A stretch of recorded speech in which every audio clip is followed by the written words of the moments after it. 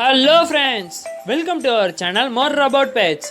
இன்றைக்கி நம்ம பார்க்க போகிற டாபிக் என்னென்னா how to shine your birds feathers.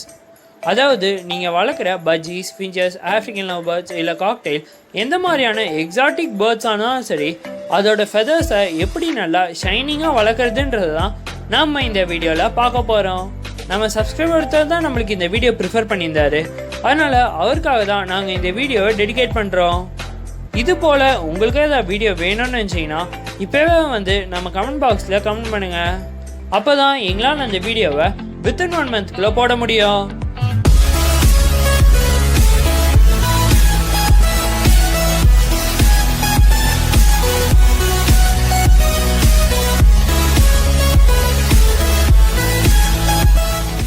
நம்ம டாபிக்குள்ளே போகிறதுக்கு முன்னாடி நம்ம சேனலில் இன்னும் யாரெல்லாம் சப்ஸ்கிரைப் பண்ணலையோ கீழே போய் ரெட் கலர் சப்ஸ்கிரைப் பட்டனை ப்ரெஸ் பண்ணி பக்கத்தில் ஒரு பெல் ஐக்கான் இருக்கும், அதை கிளிக் கொடுத்து ஆல் என்ற ஆப்ஷனை செலக்ட் பண்ணிக்கோங்க. ஏன்னா அப்போ தான் நாங்கள் அப்லோட் பண்ணுற வீடியோஸ்லாம் உங்களுக்கு டெய்லியும் கரெக்டாக 1 o'clock நோட்டிஃபிகேஷனாக வரும். ஹே நண்பா, நம்ம சேனலுக்கு யாராவது ஸ்பான்சர் பண்ணணும்னு நினச்சா, இல்லை உங்களோட ஆட்ஸ், உங்களோட பிராண்ட் இன்டிகிரேஷன், பிராண்ட் ப்ரொமோஷன் ஏதாவது பண்ணணும்னு நினச்சா அதுக்கான வாட்ஸ்அப் நம்பர் இங்கே டிஸ்பிளே ஆகுது. அது அப்படி இல்லாமல் மற்ற வேறு ஏதாவது பொருளை நீங்கள் ப்ரொமோட் பண்ணணும், நம்ம சேனல் வியூவர்ஸ்க்கு தெரிவிக்கணும் அப்படின்னு நினச்சிங்கன்னா அதுக்கான இது எங்கள் வாட்ஸ்அப்பில் கேளுங்க. பெஸ்ட்டான ஆஃபர்ஸ் உங்களுக்காக காத்துட்ருக்கு.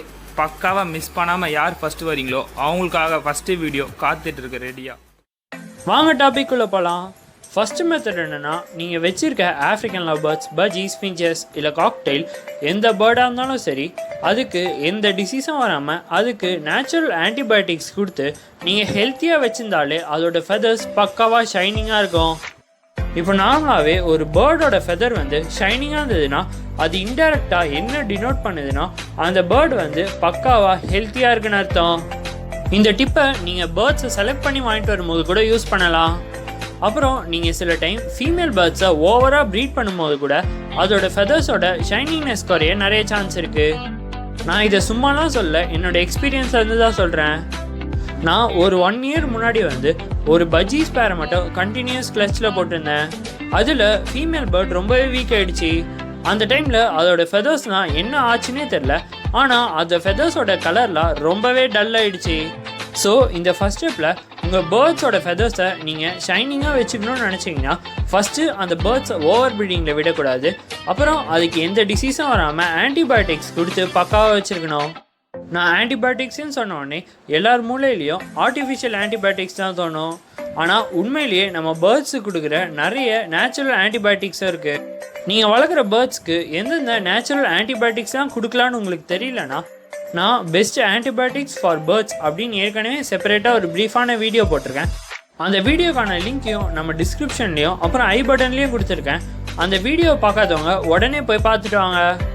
நெக்ஸ்ட்டு பேர்ட்ஸோட ஃபெதர்ஸை எப்படி ஷைனிங்காக வச்சுருக்கிறதுக்கான செகண்ட் ஸ்டெப் பார்த்தோன்னா, நீங்கள் உங்கள் பேர்ட்ஸ்க்கு vitamin A, vitamin D, vitamin K and vitamin E ரிச்சான ஃபுட்ஸ் எல்லாம் கொடுக்கணும். இந்த விட்டமின்ஸ்லாம் எந்தெந்த ஃபுட்லலாம் இருக்கும்னு உங்களுக்கு தெரியலனா ஜஸ்ட் சிம்பிளாக சொல்கிறேன். நீங்கள் உங்கள் ஆஃப்ரிக்கன் லவ் பேர்ட்ஸ் இல்லை காக்டெயில் மாதிரியான பேர்டுக்கெலாம் சன்ஃப்ளவர் சீட்ஸும் சஃபோலா சீட்ஸும் கொடுக்கலாம். ஆனால் அதையும் ஒரு அளவுக்கு மேலே கொடுக்கக்கூடாது, ஏன்னா இந்த சீட்ஸில் ஃபேட் கண்டென்ட் கொஞ்சம் அதிகமாக இருக்கும். அப்புறம் உங்கள் பேர்ட்ஸ்க்கு கேரட், பீட்ரூட், பீன்ஸு இந்த மாதிரியான வெஜிடபிள்ஸும் அதிகமாக கொடுக்கலாம்.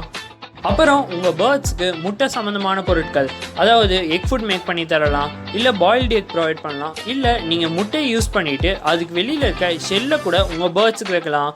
இதெல்லாம் சாப்பிட்றது மூலமாக கூட பேர்ட்ஸோட ஃபெதர்ஸ் நல்லா ஷைனிங் ஆகும். உங்கள் பேர்ட்ஸ்க்காக எப்படி எக் ஃபுட் செய்யுதுன்னு உங்களுக்கு தெரியலனா, நான் how to make egg food for birds அப்படின்னு ஏற்கனவே ஒரு வீடியோ போட்டிருக்கேன். அந்த வீடியோக்கான லிங்க்கையும் நம்ம டிஸ்கிரிப்ஷன்லேயே ப்ரொவைட் பண்ணுறேன். அந்த வீடியோவை பார்த்துட்டு நீங்கள் உங்கள் பேர்ட்ஸ்க்கு நல்ல ஹெல்த்தியாக சூப்பராக இருக்க எக் ஃபுட் செஞ்சு தரலாம். நெக்ஸ்ட்டு பேர்ட்ஸோட ஃபெதர்ஸை ஷைனாக்க தேவைப்படுற தேர்டு ஸ்டெப் என்னன்னா, நார்மலாகவே பேர்ட்ஸ் காட்டில் வாழும்போது குளிக்கும். ஆனால் நம்ம அதுங்களை கூண்டில் அடைச்சி வைக்கும் போது அதுக்கு வாட்டர் குளிக்கிறதுக்கு ப்ரொவைட் பண்ண மாட்டோம். நீங்கள் மோஸ்ட்லி எந்த மாதிரியான எக்ஸாட்டிக் பேர்ட்ஸை பார்த்தாலும் அதுங்க அட்லீஸ்ட் டெய்லியும் 1 time ஆச்சும் குளிக்கும். ஸோ இந்த தேர்டு ஸ்டெப்பில் நான் என்ன சொல்ல வரேன்னா, நீங்கள் பஜ்ஜீஸ், ஃபின்ச்சஸ், ஆஃப்ரிக்கன் லவ் பேர்ட்ஸ் இல்லை காக்டெயில் இந்த 4 பேர்ட்ஸில் எதை வளர்த்துனாலும் அந்த பேர்ட் குளிக்கிறதுக்காக ஒரு கப்பில் டெய்லியும் தண்ணி வைங்க. அந்த பவுலோட சைஸ் அந்த பேர்டு என்ன சைஸ் இருக்கோ அதை விட கொஞ்சம் பெருசாக இருக்கணும். இப்போ ஃபின்ச்சஸ்னால் நம்ம ஓரளவுக்கு சின்ன கப்லேயே வச்சிடலாம். அதே காக்டெயில் மாதிரியான பேர்ட்ஸுக்கெலாம் பெரிய பவுல் வச்சாகணும். இந்த மாதிரி நம்ம பேர்ட்ஸ் குளிக்கிறதுக்கு வாட்டர் ப்ரொவைட் பண்ணுறது மூலமாக பேர்ட்ஸோட ஃபெதர்ஸில் ஏதாவது டஸ்ட் இருந்தாலோ இல்லை ஏதாவது இன்ஃபெக்ஷன் இல்லை மைட்ஸு இந்த மாதிரி எந்த ஒரு ஜெர்ம்ஸ் இருந்தாலோ அதை ஈஸியாக அதுங்க குளிக்கிறது மூலமாகவே ஆட்டோமேட்டிக்காக அதுவே அது எல்லாத்தையும் கிளியர் பண்ணிடும். ஆனால் நான் என்ன ப்ரிஃபர் பண்ணுவேன்னா, மோஸ்ட்லி சம்மரில் நீங்கள் டெய்லியும் குளிக்கிறதுக்கு வாட்டர் ப்ரொவைட் பண்ணலாம். ஆனால் வின்டர் இல்லை ரெய்னி சீசனில் வீக்லி ஒன்ஸ் இல்லை மந்த்லி ஒன்ஸ் மட்டும் பேர்ட்ஸ் குளிக்கிறதுக்கு தண்ணி வைங்க. நம்ம சில பேர்ட்ஸ் எல்லாம் பார்த்தோன்னா அதுங்களுக்கு சுத்தமாக குளிக்க தெரியாது. அது என்ன ப்ராப்ளம்னா, அது கேஜிலே ப்ரீட் பண்ணப்பட்ட பேர்டாக இருக்கும். இப்போது நீங்கள் பஜ்ஜீஸ் ஃபின்ச்சஸ்லாம் பார்த்தீங்கன்னா அதுங்க ஒன்றும் காட்டிலேருந்து பிடிச்சிட்டு வந்து வளர்க்குறது இல்லை.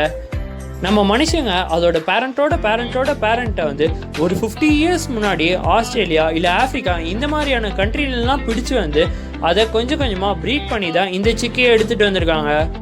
ஸோ இந்த பேர்ட்ஸில் சில சிக்ஸுக்கு வந்து குளிக்கவே தெரியாது. நீங்கள் ஒரு கப்பில் இல்லை ஒரு பவுலில் தண்ணி வச்சாலும் அதுங்க அதில் போய் குளிக்கவே குளிக்காது. அந்த மாதிரியான பேர்ட்ஸ் எல்லாம் எப்படி நம்ம குளிக்க வைக்கிறதுன்னு நாங்கள் தனியாக ஒரு ப்ரீஃபான வீடியோவே போட்டிருக்கோம். How to train your bird to bath அப்படின்ட்டு. அந்த வீடியோக்கான லிங்க்கையும் நம்மளோட டிஸ்கிரிப்ஷன்லேயே ப்ரொவைட் பண்ணுறேன். அப்படி உங்கள் பேர்ட்ஸை நீங்கள் குளிக்க வச்சு பார்க்கணுன்னு ஆசைப்பட்டீங்கன்னா கீழே டிஸ்கிரிப்ஷனில் இருக்க லிங்கை கிளிக் கொடுத்து அந்த வீடியோவை ஃபுல்லாக பார்த்துட்டு அதில் இருக்க ஸ்டெப்ஸை ஃபாலோ பண்ணிங்கனாலே உங்கள் பேர்ட்ஸை நீங்கள் ஈஸியாக குளிக்க வச்சிடலாம்.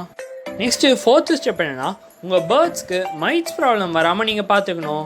அப்படி வந்தாலும் அதை சீக்கிரமாக க்யூர் பண்ணணும். அதை மற்ற பேர்ட்ஸ்க்கு ஸ்ப்ரெட் பண்ண விடாமல் பார்த்துக்கணும். ஏன்னா இப்போ ஆட்டோமேட்டிக்காக ஒரு பேர்டுக்கு மைட்ஸ் வந்துடுச்சுன்னா அது என்ன பண்ணோன்னா, அந்த மைட்ஸ் கொஞ்சம் கொஞ்சமாக அந்த பேர்ட்ஸோட ஃபெதரை அரித்து சாப்பிட ஆரம்பிக்கும். அப்படி பண்ணுறது மூலமாக பேர்ட்ஸோட ஃபெதர்ஸ் கன்ஃபார்ம் அஃபெக்ட் ஆகும். ஸோ உங்கள் பேர்ட்ஸ்க்கு மைட்ஸ் வராமல் நீங்கள் தான் பார்த்துக்கணும். அதை ஈஸியாக வராமல் பார்த்துக்கலாம். எப்படின்னா, உங்கள் பேர்ட்ஸோட கேஜை ரொட்டீனாக க்ளீன் பண்ணுறது, அப்புறம் கேஜில் அப்பப்போ ஆன்டிபயோட்டிக் போட்டு வைக்கிறது. அதாவது இந்த பாயில்டு நீம் லீஃப் வாட்டர் இல்லை டர்மரிக் பவுடர்லாம் தண்ணியில் கலந்து உங்கள் பேர்ட்ஸ் மேலே ஸ்ப்ரே பண்ணலாம். கேஜில் அங்கே இங்கே ஓரத்தில் ஸ்ப்ரே பண்ணலாம். இந்த ஆன்டிபயோட்டிக்ஸ்னால ஆட்டோமேட்டிக்காக மைட்ஸ் வராது. அப்புறம் நீங்கள் ஏதாவது நியூ பேர்ட் வாங்கிட்டு வந்து உங்கள் கேஜில் விட்டுறீங்கன்னா அதுக்கு இந்த மைட்ஸ் ப்ராப்ளம் இருக்கா இல்லையான்றதை கன்ஃபார்ம் பண்ணிவிட்டு உங்கள் கேஜில் விடுங்க. இதுக்கு மேலேயும் பேர்ட்ஸ்க்கு மைட்ஸ் ப்ராப்ளம் வந்தால் எப்படி கண்டுபிடிக்கிறது, அதுக்கான ப்ரிகாஷன் என்ன, அதுக்கான ட்ரீட்மெண்ட் என்ன, இதெல்லாம் பற்றி நீங்கள் தெரிஞ்சுக்கணும்னு நினச்சிங்கன்னா நான் மைட்ஸ் ப்ராப்ளத்துக்காகவே தனியாக ஏற்கனவே ஒரு வீடியோ போட்டிருக்கேன். அந்த வீடியோக்கான லிங்க்கையும் நம்ம டிஸ்கிரிப்ஷன்லேயே ப்ரொவைட் பண்ணுறேன். அந்த வீடியோ பார்க்காதவங்க உடனே போய் பார்த்துட்டு வாங்க.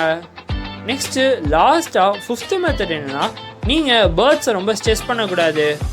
அதாவது நீங்கள் பேர்ட்ஸை ஓவர் ப்ரீடிங்கில் விட்டாலும் சரி, இல்லை அதுங்க ப்ரீட் பண்ணாமல் வச்சுருந்தா, இல்லைனா அதுங்களுக்கு ஒரு கரெக்டான கேஜை கொடுக்காம ஒரு சின்ன சைஸ் கேஜ் கொடுத்துருந்தா, அப்புறம் அது ப்ரீட் பண்ணும்போது நடுவில் போய் டிஸ்டர்ப் பண்ணியிருந்தா, இல்லை அந்த பேர்ட்ஸ்க்கு ப்ராப்பரான சன்லைட் கிடைக்கலனா, இந்த மாதிரியான ரீசன்ஸ்னால தான் பேர்ட்ஸ்க்கு ஸ்ட்ரெஸ் வரும். ஸ்ட்ரெஸ் வந்ததுனாலே பேர்ட்ஸ்க்கு ஆட்டோமேட்டிக்காக ஃபெதர் ப்ளக்கிங் ப்ராப்ளம் வந்துடும். இது என்ன ப்ராப்ளம்னா, பேர்ட்ஸே தானாக அதோட ஃபெதர்ஸை ப்ளக் பண்ணி கீழே போட ஆரம்பிச்சிடும். இந்த டிசீஸ் வந்து ரொம்பவே ஆபத்து. அதனால் உங்கள் பேர்ட்ஸ்க்கு இந்த டிசீஸ் வந்ததுன்னா நீங்கள் உடனே ட்ரீட்மெண்ட் கொடுத்து க்யூர் பண்ணி ஆகணும். அப்படி உங்களுக்கு இன்னும் இந்த ஃபெதர் ப்ளக்கிங் ப்ராப்ளம் பற்றி தெரியலனா, நான் ஏற்கனவே feather plugging problem for birds அப்படின்னு ஏற்கனவே ஒரு ப்ரீஃபான வீடியோ போட்டிருக்கேன். அந்த வீடியோக்கான லிங்க்கையும் நம்ம டிஸ்கிரிப்ஷன்லேயே ப்ரொவைட் பண்ணுறேன். அந்த வீடியோவை பார்த்து நீங்கள் உங்கள் பேர்ட்ஸ்க்கு ட்ரீட்மெண்ட் கொடுத்து அதை ஈஸியாக க்யூர் பண்ணிடலாம். ஸோ இதுதான் நான் இத்தனை வருஷம் பேர்ட்ஸை வளர்த்து கற்றுக்கிட்ட எக்ஸ்பீரியன்ஸ். அதை உங்ககிட்ட ஷேர் பண்ணிட்டேன். இந்த ஸ்டெப்ஸை மட்டும் நீங்கள் கரெக்டாக ஃபாலோ பண்ணால் நீங்கள் உங்கள் பேர்ட்ஸோட ஃபெதர்ஸை நல்லா ஷைனிங்காக பக்காவாக வச்சுக்கலாம். ஓகே ஃப்ரெண்ட்ஸ், இந்த வீடியோ உங்களுக்கு யூஸ்ஃபுல்லாக இருக்கும்னு நம்புகிறேன். அப்படி யூஸ்ஃபுல்லாக இருந்ததுன்னா நம்ம வீடியோக்கு ஒரு லைக் கொடுங்க. அப்புறம் உங்கள் ஃப்ரெண்ட்ஸ் யாராச்சும் அவங்க பேர்ட்ஸோட ஃபெதர்ஸ் ரொம்ப டர்ட்டியாக இருக்குது, அதை எப்படி மறுபடியும் பழையபடி ஷைனிங் ஆகிறது, இந்த மாதிரி யோசிச்சிருந்தாங்கன்னா அவங்களுக்கு இந்த வீடியோவை ஷேர் பண்ணுங்கள். மேலும் இது போன்ற வீடியோ எதாவது வேணும்னு நினச்சிங்கன்னா மறக்காமல் கீழே கமெண்ட் பண்ணுங்கள். தேங்க்ஸ் ஃபார் வாட்சிங்.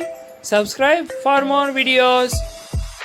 ஹலோ நண்பா, நான் போடுற வீடியோஸும் என் சேனலும் உனக்கு பிடிச்சிருந்துச்சுன்னா, என்னை ஃபாலோ பண்ணணும்னு நினச்சினா அதுக்கான லிங்க் டிஸ்கிரிப்ஷனில் இருக்குது.